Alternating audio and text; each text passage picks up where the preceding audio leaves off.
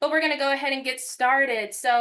Good afternoon, everyone. My name is Shamice Banks. I have the privilege of serving as one of the assistant directors in the Office of New Student and Family Programs. And we want to thank you for joining us this afternoon. If you're watching this recording, thanks for taking the time to watch this recording for our Summer Transition Series webinar with our lovely friends over with Trinity Advising. And if this is not your first webinar, because again, if y'all do not know, Thursday will make 30 days until you move into campus, till you arrive to Duke's campus. And so we are almost wrapping up our 2024 webinar series. But I would be remiss if I did not start with some Zoom housekeepings for how this webinar is going to go. And then I'll pass it over to my colleagues to start talking about some advising. And so just some housekeeping. So the chat function is going to be disabled. You will be able to ask any questions that you have in the Q&A function, and there will be time at the end of the webinar for any of your most pressing questions to get answered from our lovely team. Also, this webinar is being recorded, and so we will get this up on our website, and also we will share the link in our digest that will be sent out to you all next week. Give us about 48 to 72 hours to get that transcribed so it's accessible to all. And then again, we'll get it on our website, and then we'll also share it on the in the digest. And again, the chat has been disabled, so try and wait to have your questions placed into the Q&A function at the end of the presentation, but if you don't want to forget it, put it in the Q&A box. All right, so those are our three Zoom features or housekeeping, and I'm going to pass it over to Ian to start with the introductions. Good afternoon, everyone. My name is Dr. Ian Hai. I am the Associate Director of the Academic Advising Center on East Campus. I'm joined by my colleague, Jen Hoff. I'll let you introduce yourself, Jen, please. Hello, I'm Jen Hoff. I'm the Senior Academic Advisor, and I work in the Academic Advising Center as well with Dr. Hai. We've got a small presentation for you this afternoon, nothing big. A lot of this, I imagine, for those of you that have been reading the Blue Book and keeping track of the newsletters that have been coming around, some of this will be familiar. Hopefully there'll be something new, and hopefully in the question and answer period, we'll get a chance to kind of lay out everything that we've missed in some of those early communications that you're dying to know about. So again, we work at the Academic Advising Center, which serves all Trinity undergraduates. So all of you at this point have been assigned a college advisor.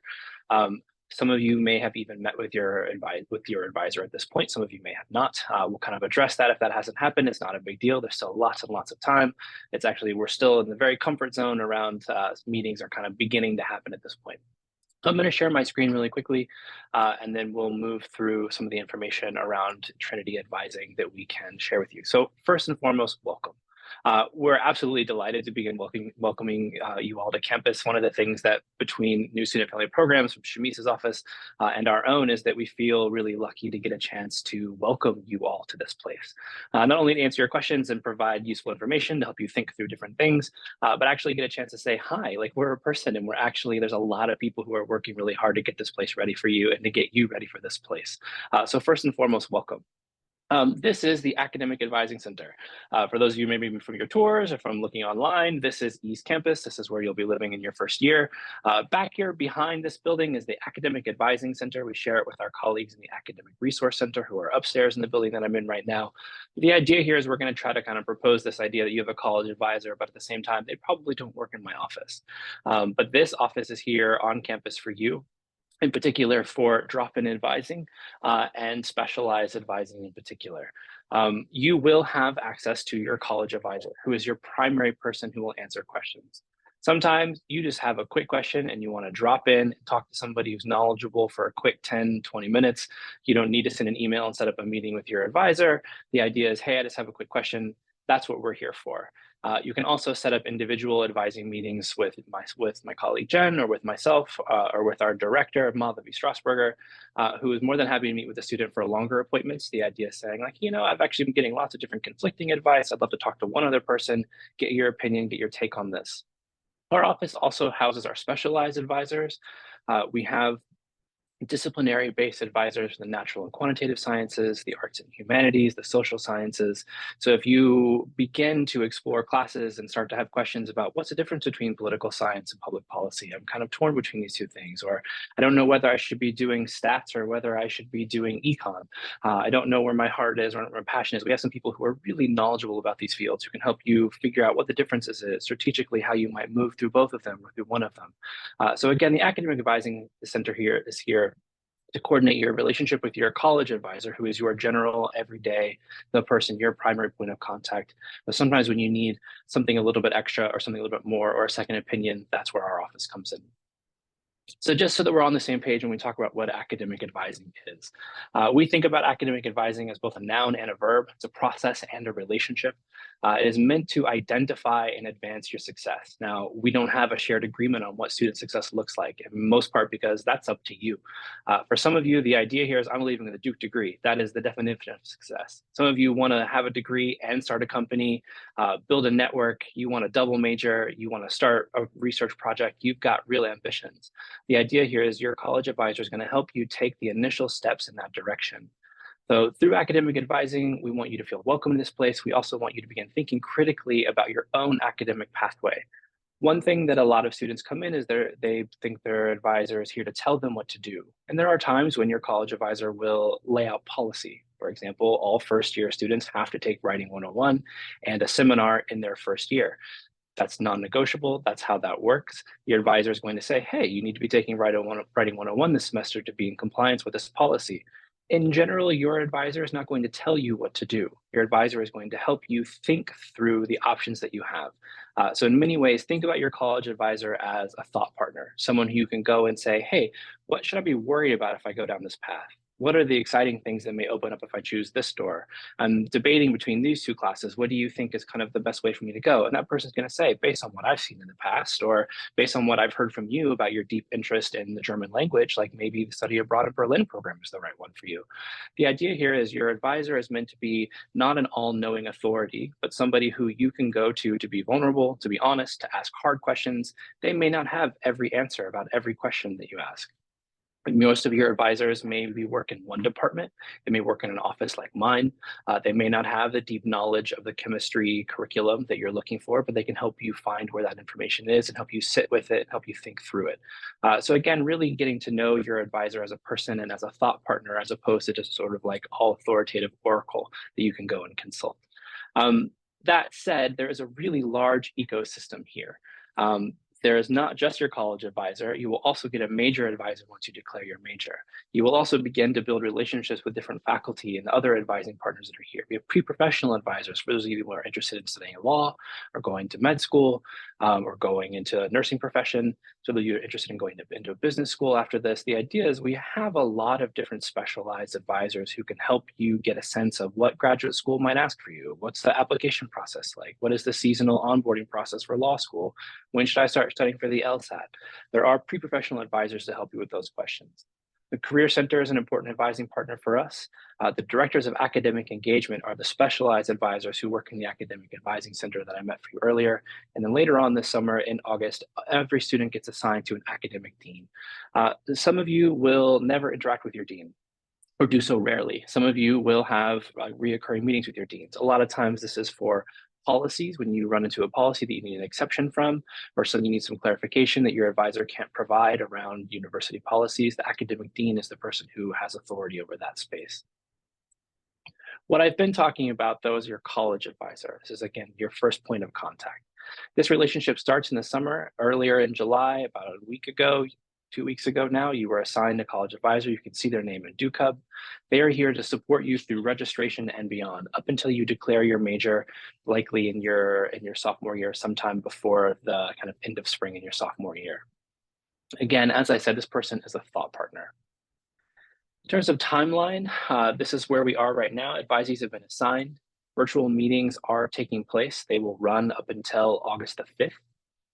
Registration is on either August the 6th or the 8th, depending on where your window falls. We call this an early window and a late window often. If you've been assigned the early window, the August 6th at noon window, next semester you will have the early window. If you were assigned The late window now, you will have the early window next semester, and that will switch every semester until you graduate. In the fall, once you're here on campus within the first 2 weeks of classes, we'd love for every advisor to reach out to their advisees. You can also always reach out to your advisor just to follow up and meet them in person. We're doing virtual meetings over the summer. We want to make sure that you know that there is a point person in place for you to contact. I reach out to all my advisees, try to connect. Maybe we don't have big questions, but it's just a 20-minute conversation for us. We go for a quick walk, a chance to get to know somebody. The idea here is really for you is your advisor can just be the person who looks over your course schedule before registration. That's kind of up to you. But also this person can be a real mentor for you. It can be someone who can offer you advice, help you think through different problems, be there for you when things get really hard, point you in the right direction, make some nice introductions for you. Additional meetings kind of happen as needed. Some of my advisees reach out to me regularly. Some of them I only hear from them right before registration. Registration for the spring will be mid-October. So you'll meet with your advisor then at the very least. How to prepare for this meeting. Now, some of you have already had this meeting. Some of these things are floating out there. Some of you haven't. We encourage you to look for the AAC newsletters. So if you haven't read any of the academic advising newsletters, I think you've gotten at least 3 from us at this point. There's a lot of good information from them. You will continue to get them on a monthly basis from our team. You will continue to see important updates from people, giving you a sense of what's happening with registration, things that you should be aware of, policies that you need to follow. First year questions is the next thing for preparing for these meetings. If you haven't finished your first year questions, there are 2 really good reasons why you should do so. One is because there's actually a block on your account where you won't be able to register until you answer your first year questions. In an ideal world, having your first year questions filled out before you meet with your advisor helps your advisor get a quick glimpse into who you are. It's going to ask you questions like, what is something that you're really proud of? Like, what's your learning style? What are a handful of fields or departments that you might be interested in? What languages have you studied in the past? It gives your advisor a real glimpse into who you are academically, where you're coming from, so they can prepare for the meeting with you too. The idea is none of us are coming in blind in these meetings. We're looking at your records, we're checking out your AP scores or your International Baccalaureate scores, trying to figure out where you are, where you might be going, what you're interested in, so that we can do our homework before that meeting. So finishing your first year questions is something you have to do before you register, but it's really nice to have it done before you meet with your advisor. Another thing that's really nice and helpful in these advising meetings is for you to have classes in your shopping cart that are of interest to you.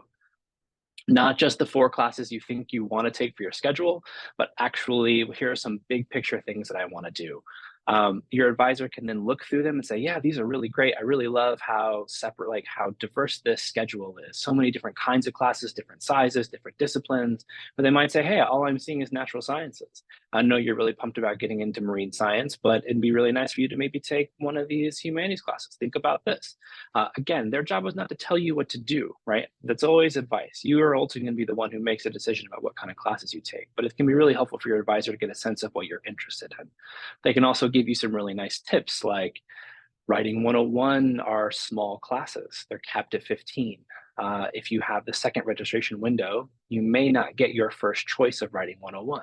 And there's real value in you having 6 to 8, maybe 10 sections of Writing 101 in your shopping cart before you register, so that if your class is full, the next one that you're interested in is already in your shopping cart, and you're not going to log into Duke Hub and try to find it and add it to your shopping cart so you can register for it. Another thing that you can do to prepare is to bring questions. I always have questions for my advisees, things I'm curious about, but I always like to leave space in the beginning and the end to make sure that all of your questions are around. Don't be afraid to ask anything. Often there's gonna be times when someone's gonna say, I actually don't know the answer to that, but let me try to get back, let me follow up with you. Or they may say, ooh, I definitely am not capable of answering a question about financial aid, but let me point you in the direction of somebody who can. Advising is, as that wheel showed you, very much a kind of process of collaboration amongst different partners. So never be deterred when your advisor says, I don't know. That's actually the thing they've been trained to say when they don't know the answer, rather than making something up or giving you a half-truth. The idea is someone saying, I don't know, means you're asking a really good question, and give them some patience while they go try to find a good answer for you. In the meantime, you can also check out our website, the AAC's website, the Academic Advising Center's website. I'm going to show you quickly what that looks like and where you can go check things out. Under Trinity Undergraduate Advising, you'll see a tab for incoming students and first-year students. This is the page that we've built for incoming and first-year students. Quite obviously, it'll give you an introduction to who we are, when do you register, what do you need to do, here's a roadmap of times, some advice on course selection, things you need to know. There's also some tips for choosing fall classes that are worth your time thinking through them, right? Like paying attention to the requirements, but not spending too much time to them. Like really take some time to explore new classes. Consider your schedule. Like make sure you have enough time to get from point A to point B when you're building your schedule. Make sure that you're leaving enough time for yourself to eat lunch, right? There are lots of little things about building a schedule that will take some time for you to get your head around. There's not going to be a bell that signals the end of the class and now we're going to go to lunch. You need to make sure that your schedule leaves enough time for you to exit the classroom, get on a bus, travel to another part of campus, get off, make sure you get a snack, chat with your friends, leave some downtime. And these are the kinds of things that your advisor will try to help you remember, but these are really good tips that are laid out here on our website while you're waiting for that meeting. For those of you that have not heard from your college advisor yet, if you have not heard from your college advisor by Monday, July 22nd, please email advising@duke.edu. We will try to figure out what the miscommunication may have been or where your advisor is. Some of them are traveling, some of them are on vacation, some of them are leading programs, some of them are doing research. There's lots and lots of reasons why an advisor may not have reached out yet. There's no cause for alarm. Reaching out to us on the 22nd to say, I haven't heard from somebody yet, gives us enough time to go track everybody down, remind some folks, nudge some people, and in the cases where we need to step in and schedule meetings with our staff, with you, to make sure that you speak with somebody before registration. So if you're worried or you're nervous, you're kind of panicking about it, don't. It's going to be fine. We're here to take care of you. We're going to make sure that you meet with somebody before registration. Give us a little nudge on the 22nd on Monday to let us know you're out there and you haven't heard from anybody. Be patient with us, be patient with your advisors. They will get in touch with you and we'll make sure that you get some clarity over this all before you register. Just one more time on this timeline. Again, we really want you to have a summer. We really want you to relax. Things are going to be all right. The purpose of your first semester is really to explore. It's not to declare a major. It's not to demonstrate, I'm super going to be an econ major, watch this. It's a real chance for you to say, oh, my high school didn't offer psychology courses. I actually don't know what political science is. I'm really curious about this. I know a lot of people who want to go to law school study public policy, or, I've always been curious about how English and literature interact with each other. What's going in those departments? There's so many different kinds of departments, different opportunities for you to get involved with here. Give yourself the fairness of actually having looked at them, explore different departments. And again, the AAC's website has some opportunities for you to explore classes and to look at different departments. That's the end of our actual kind of formal presentation. I want to turn things over to get a chance to ask some questions. Yeah, Shamiz, you can help us with the coordination on this, but we're here to answer whatever we can. And again, as we said, there may be some times where we say, "Ooh, don't know the answer to that," or "Ooh, actually, the best person to answer that is not me." So again, don't be deterred when that happens. It's just me trying to give you the very best answer that I can. Thank you for that presentation. So yeah, this is the moment in time for you to start inputting all of your pressing questions that you have in the Q&A box. So the first question that came in is, should I wait, or should this student wait to get in contact with a specialized advisor until after they've met with their college one? Yeah, that's a super reasonable question. The answer is definitely yes. The specialized advisors are not going anywhere. There's no cap on that. You'll have access to them for 4 years. And if you reach out to them at this point, they're going to basically say, hey, it's not a great time to meet with us. I would say actually about 5 to 6 weeks into the semester is kind of the time at which maybe you could begin reaching out to the specialized advisors. For now, get settled. Get used to your schedule, get into your classes, look at your syllabi, have a couple assignments come in, get a feel for what you're interested in before you come talk to a specialized advisor. So again, a couple months in is the right time to say, you know what, actually, I'd be curious about talking to somebody in the natural sciences who can help me answer this question. That'll give you a chance to kind of understand how some of this comes in and out. So I would wait on the specialized advisors. And that's what they would say, and that's what they would recommend until you meet with them. But yeah, you could definitely meet with them in your first year. I would say if you're curious about meeting with a specialized advisor, doing so before you declare your major is the best idea. So sometime in your first couple of years, and then after you've declared your major again, maybe in your junior or senior year, to check in one more time about internships or about research or how to leverage research into a job in the future. Those are valuable conversations, but nothing you need to be pressing right now. Where can a student find the first year questions? Do you want to hit this one, Jen? In DoCub, they're under, actually, this is a good question. I think they're under the enrollment tab or the academics tab. Yeah, they're in one of those sides. Well, also, if you look you can look in the Blue Book under the registration section, and it'll tell you exactly where they are. And also in the last AAC newsletter, we put a PDF of the registration section of the Blue Book in there, and it will tell you exactly where they are. Speaking of the newsletter, can a family member receive the AAC newsletter? You could forward it to them, but we can't get them on the listserv. The listserv is with our students and our incoming students, and that's a chunk of that is automated. So students are more than welcome to forward it to anybody who would like to see it. But no, we're not. It's not a public listserv. And even to add to that too, making sure you all know that families are also receiving their own form or their own monthly newsletter also. So they're also getting some similar information that you're also receiving. So yeah, also to add to Ian's point, your family members also getting their own contact or their own communication, but also do not hesitate to forward the same thing that you receive so they're also informed too. Does the later I meet or that the later that a student meets with an advisor affect whether or not they'll be able to register for their desired classes? Like if a class that they want fills up before they meet with an advisor. So registration opens on the 6th if you have the early window. The second window is on the 8th. So I would say if you have the early window, you should try to meet with your advisor beforehand to register. And if you can't meet with your advisor before your registration date, then that's when you should email advising@duke.edu so that we can have a conversation with somebody before you register, at the very least, to lift the hold. There's an advising eligibility hold on your account in addition to the first year questions, and only your college advisor can lift that hold. And that happens when you meet. There's nothing you need to do other than meet. So yes, definitely meet with your advisor before you register. If you feel like you can't meet with them before your registration date, then reach out to our office so that we can make sure that you talk with somebody before that and we can kind of get that squared away. Can a student take more than 4 courses in one semester during their first year and the following year as well? Or do they have to request some type of special permission from someone? And if they have to request permission, who would give them that permission? I'll answer this one. So full-time course load is 4 1-credit courses.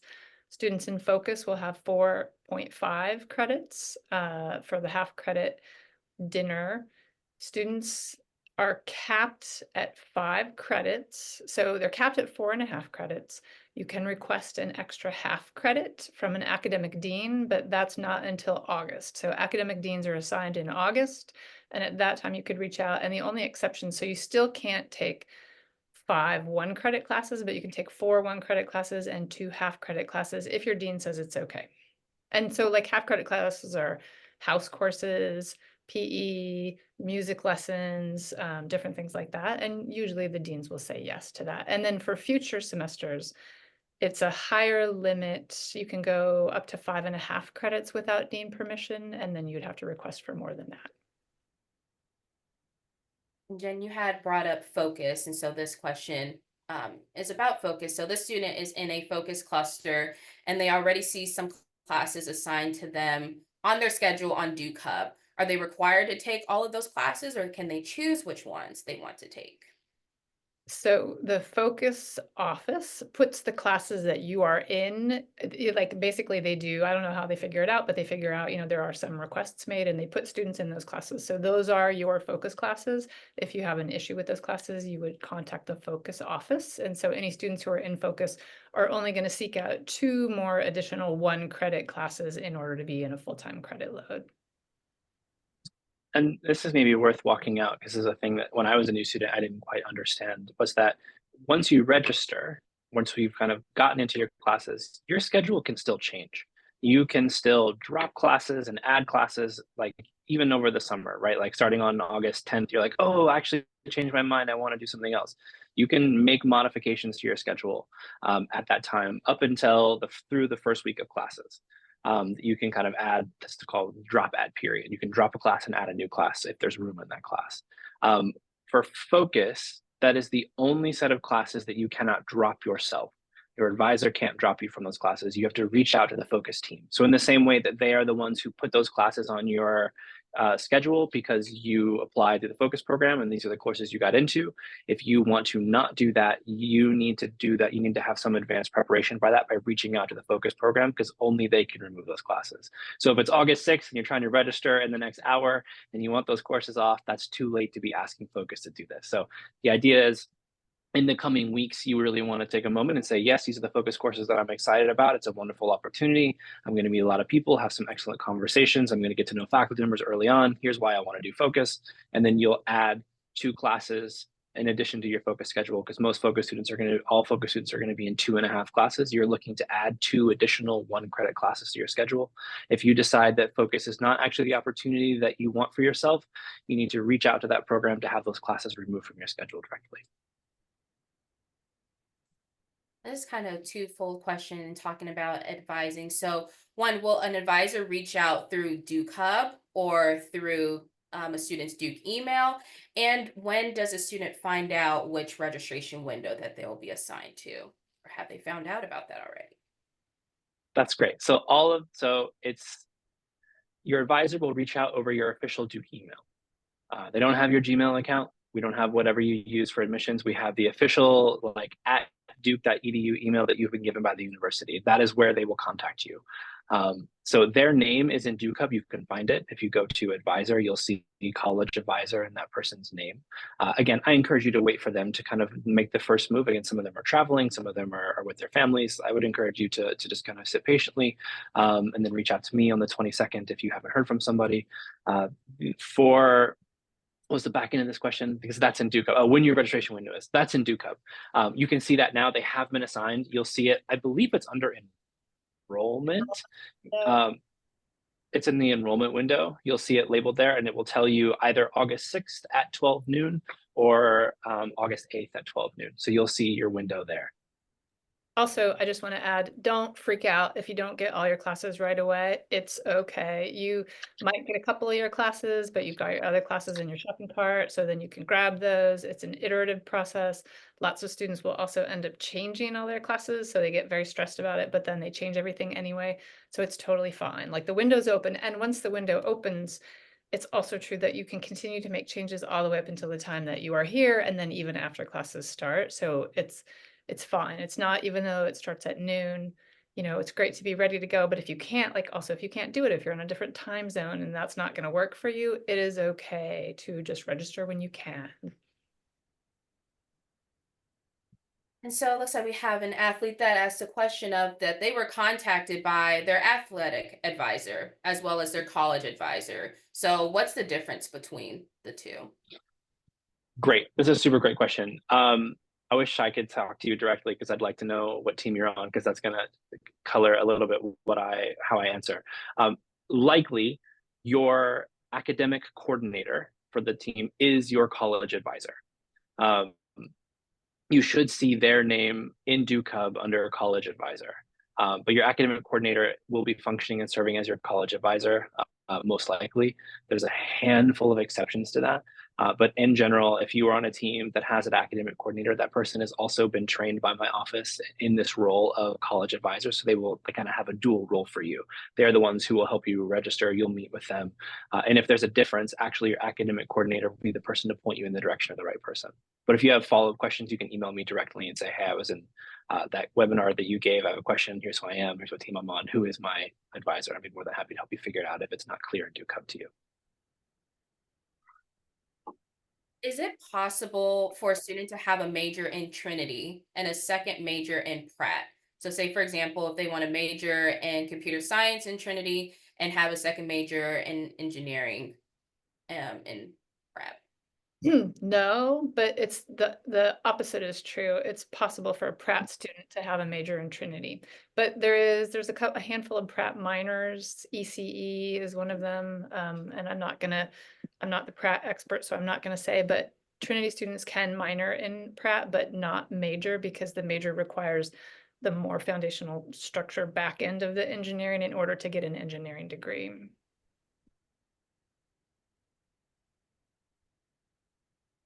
Will an advisor during the meeting be able to confirm if the student's credit, so dual enrollment, as well as placements from IB scores for classes like languages?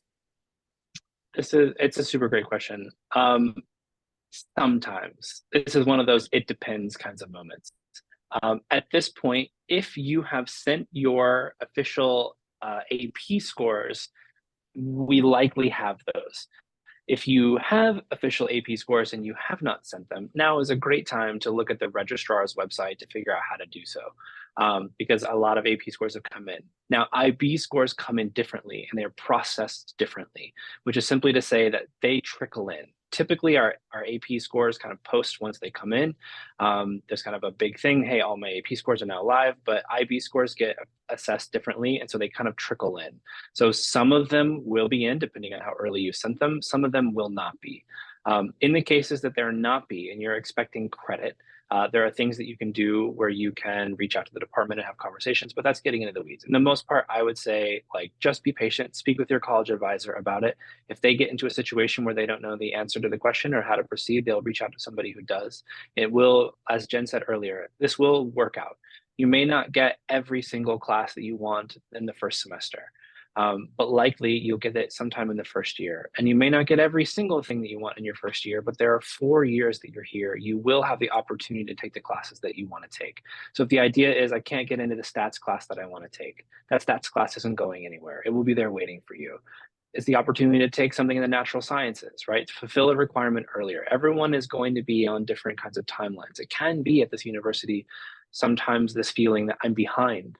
I needed to start taking like my calculus at Math 105. Someone else has already got credit for calculus and they're taking multivariable in their first semester. I feel like I'm a year behind. The idea here is there's no major that is set up to stop somebody from accomplishing that and satisfying all the requirements simply because their high school didn't offer calculus or something like that. You can start from the very beginning of math and the very beginning of economics and still earn a BS degree with a concentration in finance, just like everyone else does. Your timeline on that will be a little bit different and when you take your classes, but you will still be here in 4 years, complete your degree in the same way that somebody comes in with more advanced credit than you do.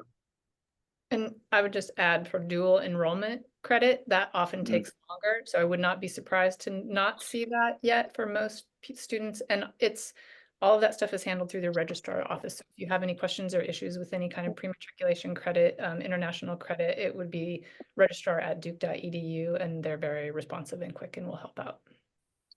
Yeah, and I don't know if we can put that in the chat, Shamice, like the registrar's email, because I think with something like sending over credit or transfer credit, the registrar's office is the authority on that. They handle everything. Your advisor is not going to touch any of it. They're just going to see what's in the system. And they're only going to be able to see what you can see. So if your AP scores are in, you should be able to see them in Duke Hub, I think, at this point, if you sent them early enough. Can a student choose, so we're talking about AP credits, can a student choose which 2 AP credits they use, or they selected at random? At random, don't need to choose. It's just a subtraction. As long as you have 2, we subtract how many you need from 34 credits to graduate to 32 credits. However, every single credit can be used for placement. Yeah, so all of your credits are fair game for placement. It doesn't matter which 2 the university selected to reduce your credit load from 34 to 32 on that.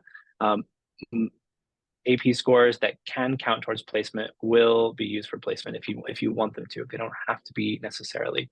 And Trinity College has a really nice chart online that lays out the AP exam and the scores that are accepted and what the equivalencies are, so they can kind of give you a sense of what you might expect. But yeah, no, you don't pick which 2 are counted. All of your AP scores will be on your transcript for those of you that are thinking about med school or something like that down the road and want those things to be shown up there. They do all the scores you send to Duke do become a part that are accepted. So the scores you send to Duke that are then accepted by Duke then show up on your transcript as bearing credit for this university. And still in the same lane with AP credit. So if a student took an AP exam and they earned the credit for it, but they don't remember the content well, Can they retake the intro course instead of advancing further in the subject? For example, math is important to their major, but they might need a refresher on intro calc.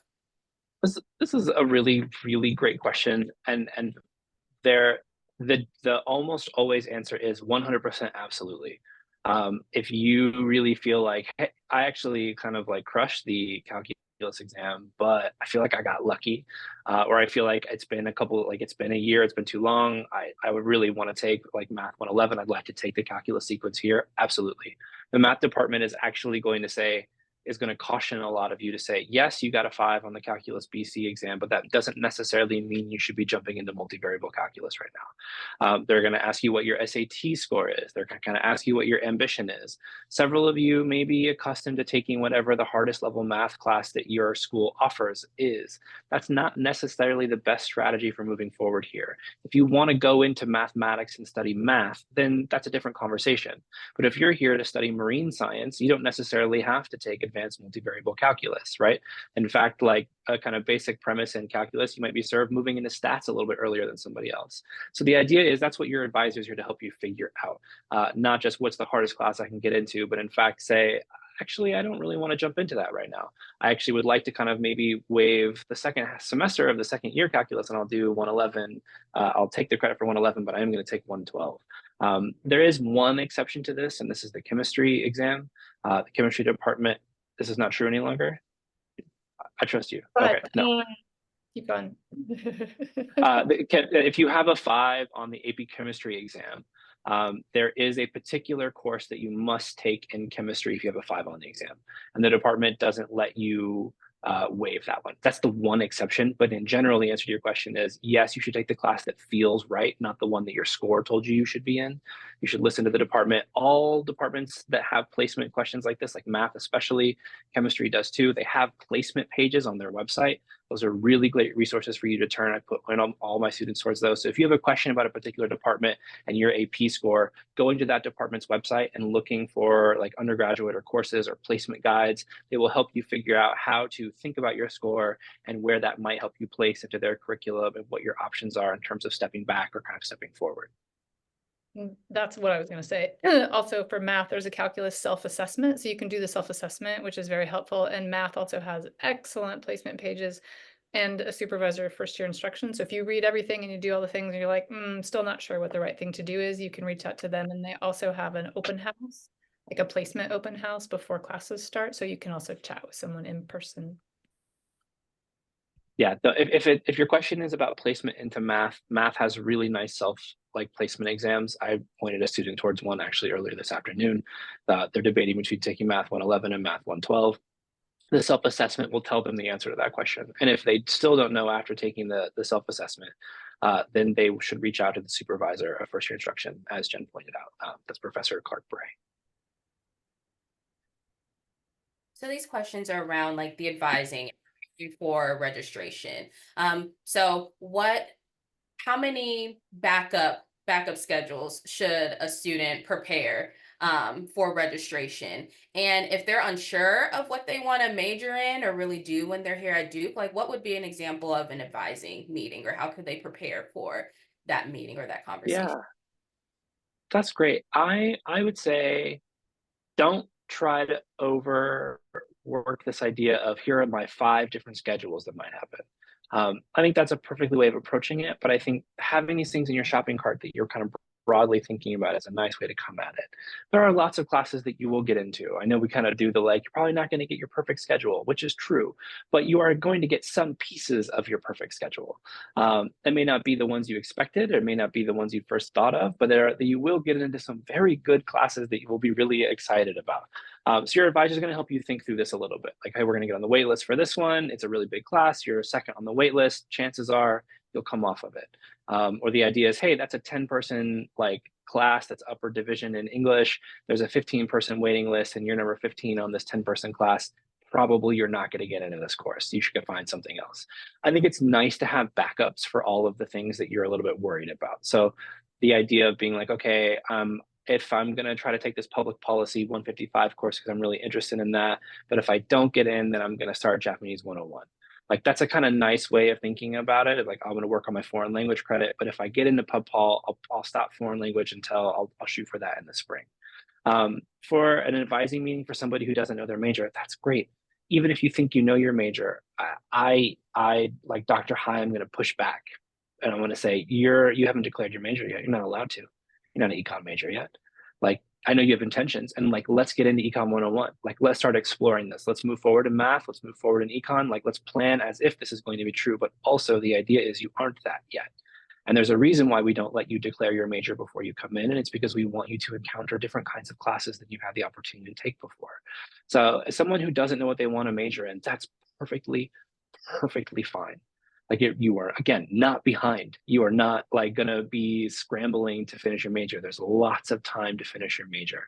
So the idea is everyone's gonna do a major and has other requirements that they have to fulfill. You're probably just gonna be somebody who's fulfilling the other requirements early, whereas somebody else is going to maybe be working on their major and then stepping out of their major in their junior year to take that science class that they didn't take, or to take that literature course that they didn't take earlier. So everyone does things at kind of different timelines. So if you're someone who's like, I really don't know what I want to do, but I'm interested in these 3 things, you should try to take the intro courses for those 3 things in your first year. Maybe not doing all of them in the fall, that's okay. Like it's okay to say I'll do public policy and political science in the fall, but I'm going to do econ and math, but then I want to do foreign language and I want to do this in the spring. You can kind of begin to feel out what a year might be like of exploration. So the idea here is it's very, very okay and very, very reasonable that you don't know what you want to study yet because you're not here. You haven't taken the classes yet. So even for somebody who says, no, I'm 100% going to be a marine science major, my thought is great. Let's get you in some marine science classes. But also let's be open to the idea that maybe you get here and you find out this is not what I thought it was. Or my interest in this is not what translates here in this department in these ways. I'm actually thought I was going to be computer science, but in fact, I'm super interested in not in how to apply AI to companies, but in building these large language models. And that's not happening in CS as much as it's happening actually in statistics. So the idea here is you need to be open to being moved by your classes, be open to being challenged by your professors, be open to falling in love with something that you didn't know you were interested in because you haven't taken a psych course before. And suddenly you take Psych 101 and you're like, this is it. This is the thing I've been waiting for. Like I had no idea this existed. So be open, take classes that are new to you. I think that's 100% the right choice. It's okay not to have a major on day one.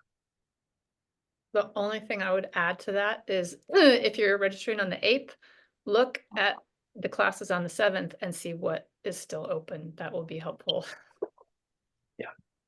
Yeah, it's worth not going in totally blind on the 8th to see what has moved, because a lot of stuff will have moved on the 6th as people registered in that first wave.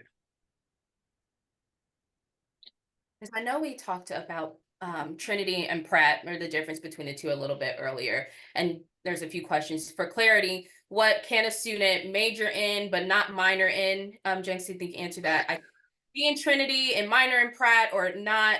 What would just clarifying that again? But then also, what if a student is in Trinity but they're thinking of switching to Pratt? Can they do that before they step foot on campus? Do they have to wait? What would that process look like? So I'm not going to concretely say, so what I can say is this: if you are in Trinity, you can't do a Pratt major. You could do a Pratt minor. If you're in Pratt, you can do a Trinity major. It's tricky. There's one major, comp sci, that's easy to do, and a lot of ECE students do comp sci, and some students do econ, but it's harder to fit in because the Pratt curriculum is more structured. So if there's a student in Trinity who's interested in transferring to Pratt, one thing that you can do now is reach out to the Pratt dean, who would be your academic dean. And so on their website, they have sort of it's by alpha order. And I know the deans, I would watch the Pratt Dean webinar as well, which happened earlier this summer. You can reach out and you can meet with that person and just find out, okay, you know, based on what I've taken in the past, what might it look like? What classes can I take? So you can mirror to a certain extent a Pratt schedule. You could take, you know, chemistry or calculus if you need it, depending. You probably can't take EGR 101. I don't know that there's lots of spaces for non-Pratt students, but that would be a question for the Pratt dean. And you know, usually they also like computer science is a good thing to do. So you could mirror it. And then the process to transfer is essentially, it's a little bit of a bureaucratic process that you could do in order to transfer at the end of the upcoming fall semester. I'll just echo that. Like the best thing for you to do is to watch the Pratt teams, like this same version of this that the Pratt advising team did. They're going to give a bunch of good information. You should watch that. I would say if you are in Trinity and you are thinking seriously, not just 50-50, but like I'm 90% sure I'm going to try to transfer into Pratt, then hold off on taking foreign language in your first semester. Because Pratt doesn't have the same kind of foreign language requirements that Trinity does. And so if you, I mean, if you're curious and you want to learn Portuguese, then like 100% take Portuguese, right? But if the idea is you're trying to fulfill your requirements in Trinity, but you're going to definitely transfer into Pratt, then not doing foreign language in the fall of the semester is at least a savvy move to not kind of burn that credit. And on the same lane of foreign language credit, so Trinity requires foreign language credit. What if the student speaks and writes fluently in a language that is not offered? Ooh. You want to jump on this one? Not offer at Duke makes it harder. Yeah, it's tricky. So sometimes you can take a class at UNC, maybe you might be able to do inter-institutional credit, which is lovely if that happens, but I'll just be straight up honest. There are plenty of languages that lots of students speak that are not available at any of the universities around. And the fact is you will have to take something else at Duke. And that's just kind of, you know, sort of how it is. So depending on, you know, if you have an additional language that you studied in high school, maybe you can start at a higher level. So you might not have to take 3 classes, maybe you could take 1 or 2. But yeah, if we don't have them, there is also there's a consortium of less commonly taught languages. So there are a lot of really great language opportunities, but we can't cover everything 100%. No, I mean, the reality is it's got to be like think you're like really not testing a language. It's a course requirement, right? And so the idea is there has to be a course either here at Duke or at UNC or at a kind of affiliated institution that would allow you to demonstrate your success in that course in that language that you already speak in order to have that credit brought over. So this next question, it's a tricky one. Yeah, that was a tricky question. Thanks for that answer. About self-placement or a placement exam. So how does self-placement for language and math work? Will there be a placement test if a student is trying to take a 300 level language or 200 level math class? Also, if they don't have AP scores, how are students like placed, or how is that determined for their coursework? These are all really great. So a little bit different in each place. So math has self-assessments. They're basically short quizzes, like I think 5 questions with the answer sheets. They tell you, look at this, set a timer, do it in these 45 minutes, check your answers, see how you did. Like if you crushed it, then probably you don't need to take that. If you got half of them, then maybe you should really think about retaking this course. If you got 1 of them, then you should definitely be taking that. So there are lots of self-assessments for math. The best person to get in touch with if you're on the fence about math, your college advisor probably doesn't work in the math department. They're unlikely to be a math professor, and therefore they cannot tell you what math course is the right one for you. They can help you determine your placement, but the affirmation of a placement will happen out of the department. So reach out to the supervisor of first year instruction for math. That's Professor Clark Bray. You can find his information on the department's website.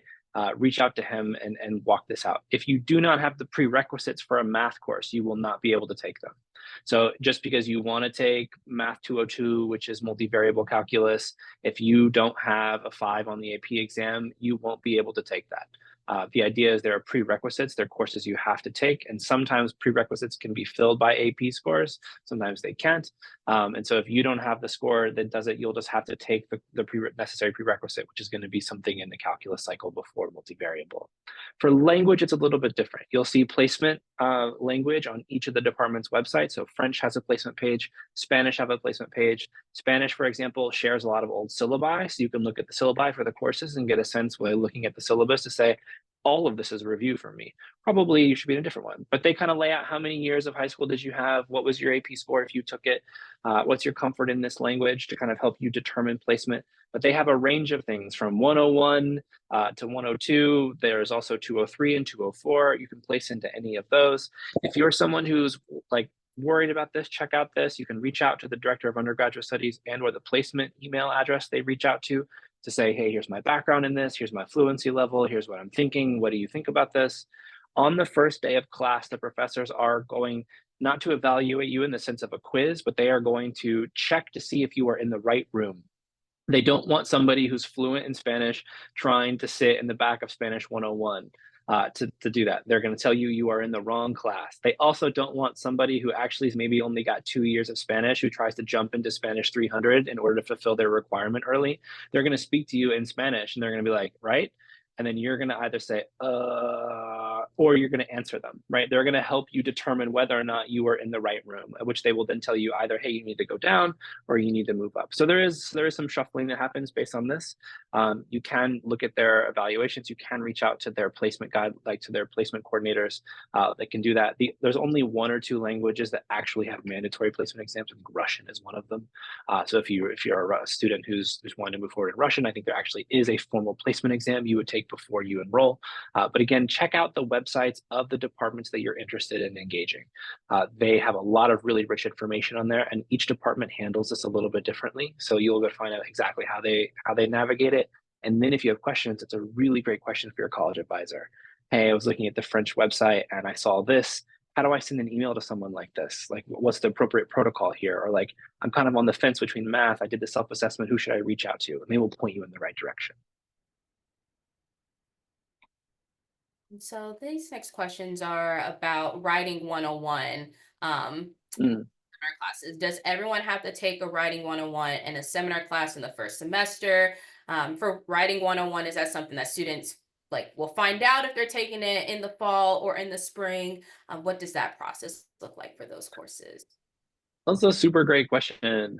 The answer is yes to some of that and no to some of that. Every student has to take Writing 101 and a seminar in their first year, not necessarily their first semester, their first year in total. We do not have enough classrooms and professors for every single first year student to take Writing 101 in the fall. So basically what happens is half the incoming class is assigned Writing 101 for the fall, and the other half is assigned Writing 101 for the spring. You can see this in DoCub, whether or not you have been assigned. Jen, I don't know if you know exactly where it sits. I don't know if it sits under student groups or what it looks like on their end for them. I can't remember, but it's in the registration section of the Blue Book. Yes, so the registration of the Blue Book will point you in the right direction. Another place where the Blue Book comes up for the win. But this information does sit in DoCub, and it will tell you whether or not you need to register for Writing 101 or not. If you are assigned for Writing 101, you need to take Writing 101 in the fall if you're assigned to it. If you are not assigned to it, that means you will be assigned to it in the spring, and you'll have to take it in the spring. It can be nice for a student who maybe hasn't had to do a lot of writing in high school to separate out Writing 101 and your first year seminar or your seminar course. Again, there are 89S courses, courses labeled 89S that are first year only. They fulfill this seminar requirement, but a student is allowed to take any seminar for which they are qualified. So a 200 level seminar in public policy would also fulfill the seminar requirement. A 300 level Spanish course that's a seminar will also fulfill the first year seminar requirement. The idea is some students who maybe haven't had a lot of writing background in high school, weren't forced to write very much. Writing 101 and a writing intensive seminar may feel like a lot, not in terms of the intellectual pressure on you, but just in terms of the output pressure on you. So if you're somebody who thinks you're going to be assigned Writing 101 in the spring, one thing you might want to consider, again, don't have to do this, just consider this, taking your seminar in the fall. If you're taking Writing 101 in the fall, you may want to consider saving your seminar until the spring. Just a kind of consideration. If you feel comfortable with your writing and you're excited about that, then by all means, follow your heart. How can a student request a permission number for the courses that require one? Yeah, please, you should take this. I think I can answer, but reach out to the faculty member teaching the class.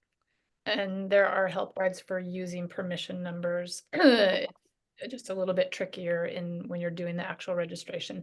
And usually you would just register for the other classes first, and you could add that one later if you got a permission number. Yeah, in DoCub, when there's like a little alligator button, right? You click that and it'll drop down and give you more information. The professor who's teaching the course should be listed. And that's the person you would send an email to, right? Really polite, dear Professor so-and-so, my name is Ian. Hi, I'm an incoming first year student. I saw all this on DoCover. I'm really interested in your course. I'm writing to request a permission number if that's possible. Thanks for your time, sincerely. Really quick, really polite, really easy.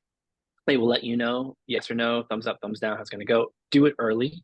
Don't do it the day before registration, right? Again, most people don't live on email. Give them enough time to answer your question.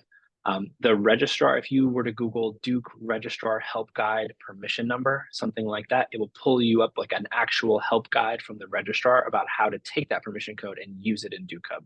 It's not that tricky, but it's nice to have an actual guide on how to do it. Those things do exist, but that's what you do. If there is no professor listed on the course and it says it requires a permission number, we're going to reach out to the Director of Undergraduate Studies, the DUS of the department, to request it. If that's, again, that's only if there's no professor listed for the course. And so this is about majors, and I lost the question, but it's around the same thing for this one. So if a major requires 36 credits and the student takes 4 credits each semester, and they're still left with 4 credits at the end, how do students usually plan this out to complete their credit? Also thinking of a student, if they're preparing for registration, should they be thinking about what they want to major in as they start registering for classes? If you, Jen, you can maybe, this is different styles of advisors are going to answer this question differently. So Jen, you weigh in and correct me if you disagree with what I'm going to say. I would say your first semester of your first year is not the time to force yourself into a decision about a major. If you have a predilection and you have a thing you're interested in, you should be taking classes in that interest. Follow your interests right now. What are you curious about? What are you passionate about? Take those classes. If that leads to a major, great. You have 34 credits required for a degree. The idea here is that you can take 5 credits somewhere else in your time. That's not an overload, right? You can't in your first semester of your first year because we really have other priorities than just you accumulating credits in this first year for you. But in your sophomore year, in your junior year, and your senior year, it's not a big deal to pick up a 5th course when you need it, to do that a couple of times. So again, you don't have to be planning these things out. A major is usually only, Jen, I don't know if the number is like somewhere between 11 to 14 credits. Every major is a little bit different, but that's kind of the range you might expect. So somewhere between 11 and 14 credits. Often there's some overlap. If I'm going to do econ, for example, I'm going to have to take some math, right? So it's not all just in the econ department. Some of it's in the math department. Some of it's in the stats department. A bunch of it is obviously in the econ department. So again, 11 to 14 of those credits are going to be the major. Everything else is outside of your major to a certain extent, which is why I tell students, don't get caught up if you don't know what your major is, right? Like, you've got a lot of time. If you snap to it in the spring of your sophomore year, which maybe feels very late, there's still a lot of time for you to successfully complete a major that's, 12 or 15 credits long, if that makes sense, right? Like, the idea is you've got a lot of time to figure this out. So don't pressure yourself to make that decision. And I think if you are interested in a major or two, now in your first and second year is a good time for you to begin taking classes in that to figure out, yeah, I like econ. It's actually really interesting. Or like, oh, actually biology is very, very fascinating to me. I thought I was going to do chem, but I'm going to do bio. And then I'm going to apply to nursing school. Totally reasonable. Give yourself that time and that buffer to try something out and see if you love it. Agreed. Exploring early is way easier than exploring later and or going really firmly down a path that you end up going, you know what, actually, I don't want to do this. And then you have to make a U-turn, which is still fine. You can make it, Fine. but yeah. It can be really hard to see a student who spends the first year and a half of their time at Duke basically doing a major that they're not yet. And then to watch them recognize, like, actually, I don't love this and I'm really unhappy. And what I want to do this other thing.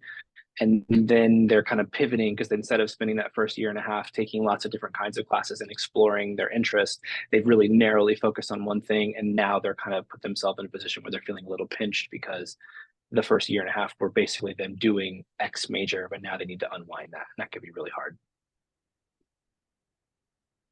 Yeah, answer just a few more questions, and then I think it'd be perfect for us to wrap up with like your last final advice, because I know that some students may be in here and they're like, my question didn't get answered, but it's like, this is not the one-stop shop. Like, there's plenty of Yeah. time to have your questions.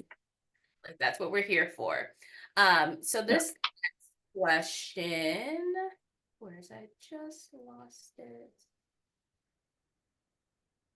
how do units and credits correlate? So, for instance, if a class counts as a single unit, how many credits would that particular class be, or does that vary amongst different classes? I'll just answer this. Duke is a little unusual in the way we do it. A credit is a class, is a unit. So I don't know if that explains it, but most classes are 1 credit, which is a full class, and then there's partial credit things. So that's why if you need 34 credits, it's basically 4 credits per semester, plus you need a couple little add-ons later on if you don't have any AP credits. I mean, those add-ons aren't burdensome in your junior year and your senior year. They feel really fine. I think one thing that can be hard for people to get their head around is my English class is 1 class, it's 1 credit. I meet every on these days, but this other course I'm taking has a lecture, it has a discussion, and it has a lab. How is that 3 credits? And the answer is no, it's 1 credit. A class that has a discussion, a lecture, and a lab component to it is still 1 class. It's still 1 credit. So maybe that's where that question is kind of emerging from. There are times when there are like multiple components, but it's still 1 credit. Every course you take is generally 1 credit. There are some half-credit exceptions. There are a handful of unusual circumstances, but that's generally the rule of thumb. And there are some lab classes that do have credit, just to make everything more confusing, but in general, yes. I mean, that's what makes this so difficult, right? Is it's hard to speak generally about these things. A lot of this is, it depends on the department. It depends on what year you're in. It depends on which class we're talking about. Generally speaking, every course is 1 credit. There are some exceptions to that, and they're very clearly noted at Duke Hub. And this, But yeah, oh, you got one more? That's fine. how and when are pre-professional advisors assigned? Should students declare their interest via a form, for example? How do they go about doing that? Super reasonable question. The answer is they are not assigned to you. Those offices exist as kind of independent entities. So let's pretend that I'm really interested in law. What I would do is, rather than trying to go meet with a law advisor in my first semester, is I would sign up for their listserv. I would look at their events. So the Office of like Pre-Law Advising has a listserv. I would get on that listserv, so I'm notified of events they're doing. Some of those events are going to be training, how to talk about LSAT. Some of those are going to be like speaker events. There are also a couple of student organization like clubs that are law oriented. I might get involved in one of those. And then as I'm moving forward, I'm in my sophomore year, my commitment to law hasn't wavered. I'm beginning to explore my public policy major. Maybe I would meet with someone in the office to say, hi, I just want to get on your radar. Like, I'm a sophomore student. I'm really interested in law. I've joined the student group. Like, I'm excited to start thinking about things. When should I start studying for the LSAT? What kind of internship do I need? Is that going to help me at all? Like, I'm taking these kinds of classes. What else should I be thinking about? So I would say don't feel like you have to get started on day one. Same thing with like with pre-health. Pre-health is going to say the same thing. They're going to say like, please wait before you meet with us right away. Like, get here, take some classes, and get started. We have a lot of resources on our website. Same thing with pre-law. You won't be assigned that advisor, but you will be able to make appointments with their team when the time is right. And they will kind of help you on their websites determine when that timing is right. Again, if you're a first year student, your first semester, you're not really studying for the LSAT. You're not really going to law school yet. You've got 4 years to be here at Duke, right? To really grow who you are. This university can boast some really outstanding placement rates into medicine, right? Whether that be nursing schools, D&P programs like physician's assistants, or like actual physicians or surgeons, whichever route you're going to go. Same thing with law school and same thing with business school. We have excellent placement rates, and it's not because those students showed up on day one at someone's office and got all the extra help. It's because they were here and they took classes. It's because they let their professors challenge them. It's because they did that research project. It's because they did that volunteer opportunity, right? The idea here is that we're here to support you, but you getting plugged into every enrichment opportunity is not the thing that's going to do it, right? Like, those things are here to support you and push you and challenge you along the way. But the idea is you've got to find that reason for why you're doing that thing. That's what the pre-law is going to tell you. Why do you want to go to law school? How can you demonstrate that, right? Not just, yeah, you show up in my office on day one, so you got all the extra help. Like, definitely connect with them, get on their listserv, get involved. But then they will help you figure out how best to avail yourselves of the opportunities that they can provide you. And I would add that for pre-health, also get on their listserv. Also, pre-health is doing a summer transition series pretty soon. They'll give you the scoop, and that's really all you need to do now. And they do advisor assignments at some point, but it's usually not until sophomore year. That's right. And to start to wrap up this amazing webinar filled with all of the knowledge and information, what lasting advice to close us out do you have, both Ian and Jen, for those that are with us and those that are watching this recording? Let me go first. I'm going to go first. And Yeah. just the only advice I have is, I mean, I have a lot of advice, but it's, I think, just allow yourself enough time to adjust and adapt. And it is often trickier, and maybe it won't be. Maybe you'll be like, I am doing great right away. This is great, but maybe it won't be. And so know there's a huge spectrum of people's responses to adapting and adjusting to college. And it's all fun. And there really are so many lovely people here that want to help you, other students, staff, faculty. And so just give yourself the space to really enjoy the experience, I guess. And even if it's not so great, to know that that's totally regular and to be expected as well. It's so hard to try to wrap this up. That's actually all really good advice. I would say a lot of students tell me, I really want to challenge myself. That's why I want to take 5 classes in my first semester. I really I'm here, I'm excited. I want the challenge. This university will challenge you. Being challenged is the role of your professors, of your friends, right? Of your clubs, of your organizations, of your mentors, right? They will challenge you. You don't always need to be the one challenging yourself. There's lots of chances for that. Like, get here, be here, make some friends, take some classes, like, get comfortable, then look around and say, I need a challenge, and find one. There's plenty of them. But the idea of like building a schedule that is the challenge is often a mistake that I see a lot of incoming students take. They try to overload, do everything at once. It is okay for you to explore. It is okay for you to take a class where you're like, this isn't really the major that I'm thinking about doing, but like this actually seemed really interesting to me. You should trust that feeling. You have to take lots of different classes because this is a liberal arts degree. So when you find something you're really curious about, you should super seize that and go take that class, because you never know when that class halfway through is going to give you that reading or give you that assignment that actually shapes all the work you're doing over here in computer science. It totally changed the way that I thought about healthcare when I took this public policy class. So when you have that instinct that tells you, that looks really interesting to me. I know that's not what I'm studying. That's not what I'm doing. It's not what my mom and dad told me like that I should go study. You should listen to that and trust that instinct, right? Like, because that may actually be the thing that sets you on the path in that place that is your kind of narrow focus that really changes it or opens it up for you in a new way. So trust your own instincts in this. Get lots of different advice. Listen to your family. Talk to your college advisor. Like, go talk to professors, and then take a walk and really synthesize what you've heard and decide what's best for you moving forward. Congratulations. Welcome to Duke. We're delighted to welcome you. Well done, everybody. Thanks, Jen and Ian, for being here and sharing your information, but also with those lasting advice and remarks. And like we said, if you feel like your question didn't get answered today, you have this amazing team here. There was also some links that were provided in the chat. Also, just you have your advising conversations coming up, just knowing that you have a team that's here to support you. And so again, definitely do not hesitate to reach out, whether it's our office to point you in the right direction. That's what we're here to do. You are almost here on campus, so we are still here making sure that your transition is smooth.